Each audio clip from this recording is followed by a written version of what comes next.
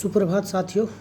आज मैं आपके समक्ष मेटाबॉलिक सिंड्रोम या संतर्पणकृत व्याधियों के निवारण के लिए अपने विचार प्रस्तुत करने के लिए उपस्थित हूँ।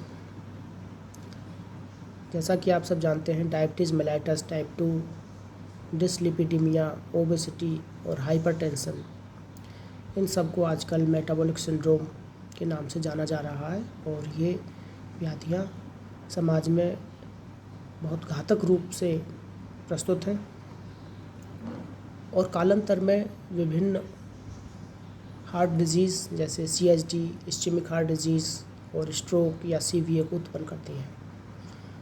मूलतः आर्टेरियोस्क्लेरोसिस या एथेरोस्क्लेरोसिस कारण होता है, जिसके कारण से कालांतर में ये अपने दुष्प्रभाव दिखाती हैं। तो आचार्य चरक ने सूत्र स्थान में इनके निवारण के लिए नित्य व्यायाम, जीर्णांसी और यवगौ धूम भोजनात्, इन 3 बातों को विशेष निर्देश किया है। नित्य व्यायाम, जैसा कि सब जानते हैं, आचार्य सुश्रुत ने भी वर्णन किया है कि स्थूल्यापकर्षण यानी ओबेसिटी, मेदाहरण के लिए एक्सरसाइज व्यायाम सर्वश्रेष्ठ है।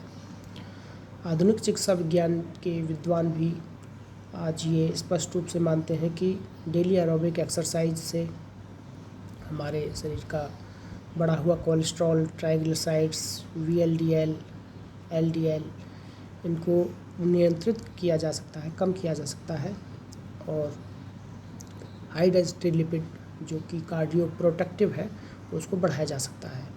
हमारी बॉडी के वेट को नियंत्रित किया जा सकता है, हमारी ब्लड ग्लूकोज लेवल को नियंत्रित किया जा सकता है, हमारे स्टेमिना को बढ़ाया जा सकता है, हम अपने इम्यूनिटी को बढ़ा सकते हैं और हमारे हार्ट की जो मसल्स की पावर है, इफ़िकेसी है, उसको हम बढ़ा सकते हैं, यानी कि कार्डियक आउटपुट को बढ़ाया जा सकता है।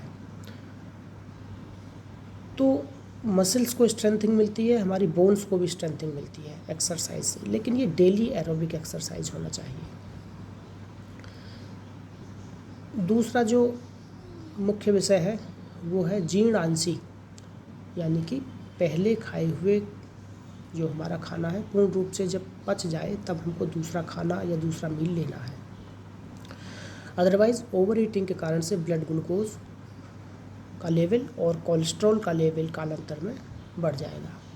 तो ये एक वैसे तो छोटी सी चीज़ है कि जीर्णांसी या ओवर ईटिंग, इसको बहुत लोग नज़रअंदाज कर देते हैं और जिसके कारण से उनकी डायबिटीज़ या ब्लड प्रेशर नियंत्रित नहीं रहता है।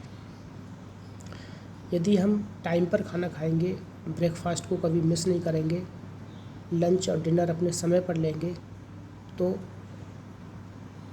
इन व्याधियों से काफ़ी हद तक कंट्रोल करने में हमको मदद मिलेगी। तीसरा है यवगौ धूम भोजनात्, अर्थात हमारा जो डाइट है उसमें यव माने जौ, गेहूँ और जई यानी कि बार्ले, ओट, इन सब का मिश्रण होना चाहिए और whole husk fibre, whole bran यानी कि आटा मोटा होना चाहिए। आटा हमारा मैदा जैसा पतला नहीं होना चाहिए। और मैं तो इनके साथ और ऐड करता हूँ कि ग्रीष्म समय में हम जौ और चने का सत्तू भी विभिन्न तरीके से प्रयोग कर सकते हैं। तो ये जितने भी ज़्यादा फाइबर वाले आहार हैं, ये कोलेस्ट्रॉल और ओबेसिटी को नियंत्रित करने में अत्यंत कारगर हैं।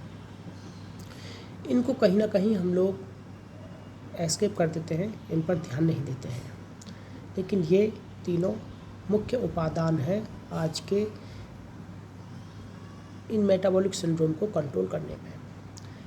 साथियों, समस्या आती है कि आयुर्वेदिक फिजिशियन के पास एक पेशेंट जब आता है, जब उपयुक्त व्याधियों में से मॉडर्न मेडिसिन लेते हुए भी उसकी कंडीशन नियंत्रण में नहीं आती है, तब वो आयुर्वेदिक फिजिशियन का रुख करता है और आकर कहता है कि अंग्रेज़ी दवाइयाँ हमको सूट नहीं कर रही हैं, अंग्रेज़ी दवाइयों से हमको फ़ायदा नहीं है।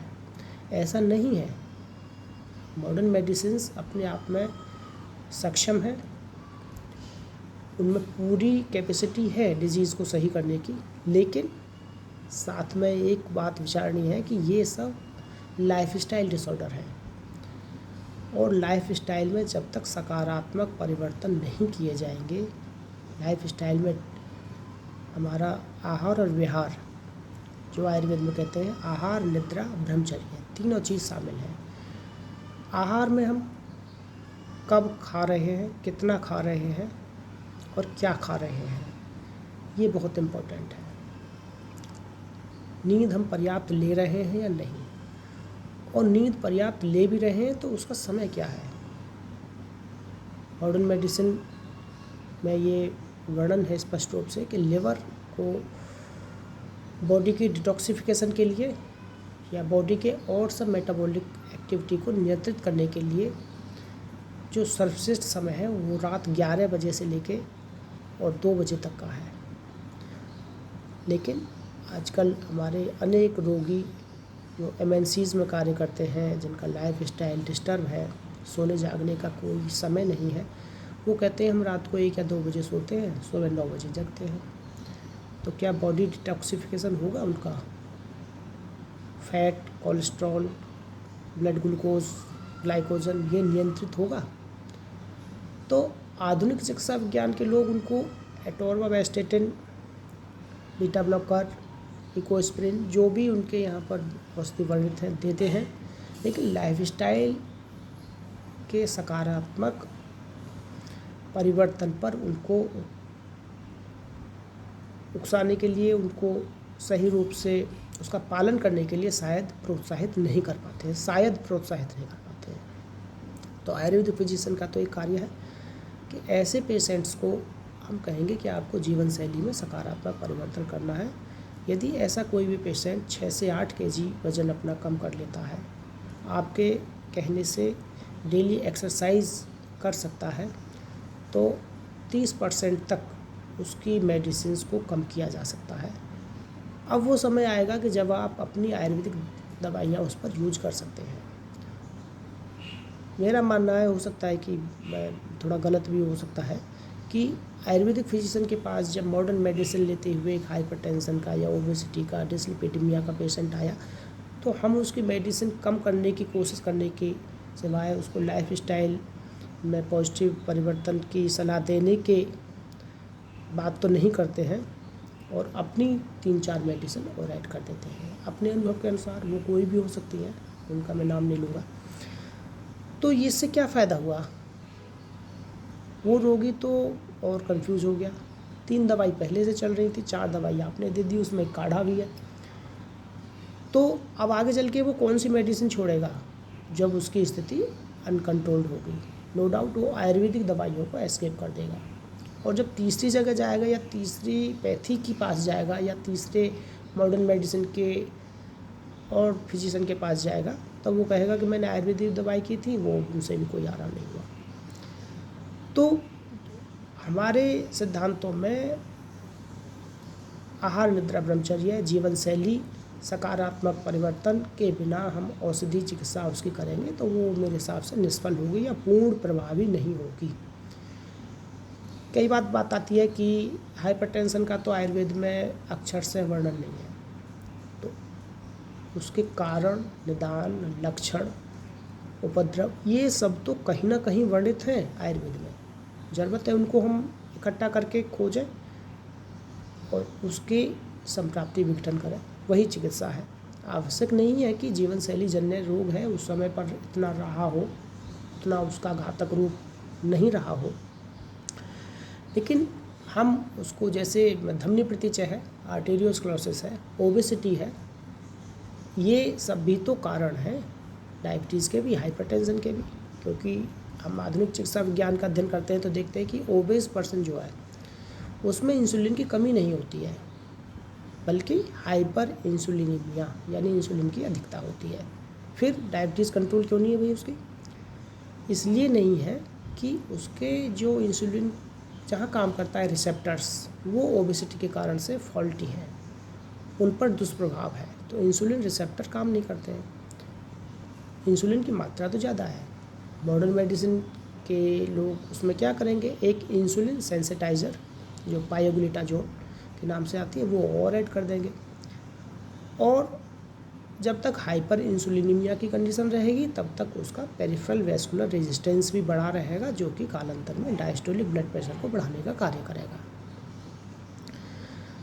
डायस्टोलिक ब्लड प्रेशर लगातार बढ़ा रहेगा तो कालांतर में उसको लेफ्ट वेंट्रिकुलर हाइपरट्रॉफी होगी, लेफ्ट वेंट्रिकुलर यानी कि फेलियर होगा, और उसको भी कंट्रोल नहीं किया गया तो वो कंजेस्टिव कार्डियक फेलियर का आगे चल के कारण बनेगा।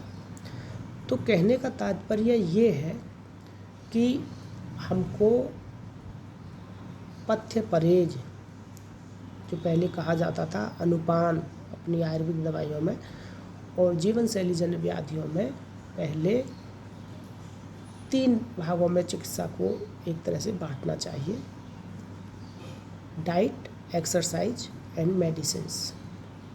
डाइट, एक्सरसाइज, मेडिसिन्स पर हम पूरा एम्फेसिस करके मेटाबॉलिक सिंड्रोम की चिकित्सा करेंगे तो पूर्ण लाभ होगा। और हम एज ए आयुर्वेदिक फिजिशियन गलती कहाँ करते हैं कि लाइफ स्टाइल के बारे में हम बताएंगे नहीं।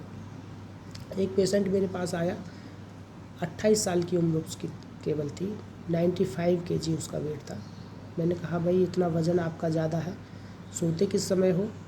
तो वो कह रहा रात को 1-2 बजे सोते हैं, सुबह 9 बजे जग जाते हैं, नींद तो पूरी कर ही लेता हूँ मैं। तो साथियों, लिवर को डिटॉक्सिफिकेशन का टाइम नहीं मिल रहा है, बाउल क्लियर भी नहीं हो रहा है, कोलेस्ट्रॉल, फैट, ग्लूकोज भी उसके नियंत्रित नहीं हो रहे हैं। तो हम केवल ये कि पेशेंट एस्केप ना कर जाए, चला ना जाए, कुछ ना कुछ तो दवाई दे ही दीजिए। पहले चरण में उससे कहा भैया आप यदि 5-6 kg अपना वज़न कम कर सकते हो, सोना जागना सही कर सकते हो, ये पॉजिटिव चेंज आप कर सकते हो, तब आयुर्वेदिक दवाई आपको लाभ करेगी, तभी आप मेरे पास दोबारा आना। वो थक हार के 1-2 महीने बाद दोबारा आया, उसने थोड़ा कोशिश तो किया, थोड़ा वज़न उसका कम किया।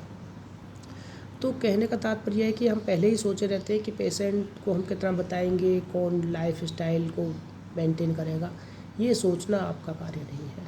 हमको उसको जो उसके हितकर में जीवन शैली है वो बतानी है, तब आयुर्वेदिक चिकित्सा अपनी करनी है। और फिर हमको आयुर्वेदिक ड्रग्स भी कम से कम यूज करने पड़ेंगे। ड्रग्स की मात्रा, आयुर्वेदिक ड्रग्स की मात्रा भी कम हो जाएगी, क्योंकि जैसे एग्जाम्पल एक मैंने दिया कि इंसुलिन का सेंसिटाइज़र की आवश्यकता नहीं होगी, उसके बॉडी वेट कम होने के बाद में इंसुलिन के रिसेप्टर्स सही से कार्य करने लगेंगे। तो साथियों, धन्यवाद, आपने ध्यानपूर्वक ये सब बातें सुनी, और आपके सुझाव, कमेंट, आपके भी अनुभव होंगे तो उनको भी आप साझा करिए, उनका सदैव मैं स्वागत करूँगा। और अगले प्रेजेंटेशन में हम किसी और व्याधि के साथ आपके समक्ष प्रस्तुत होंगे। नमस्कार।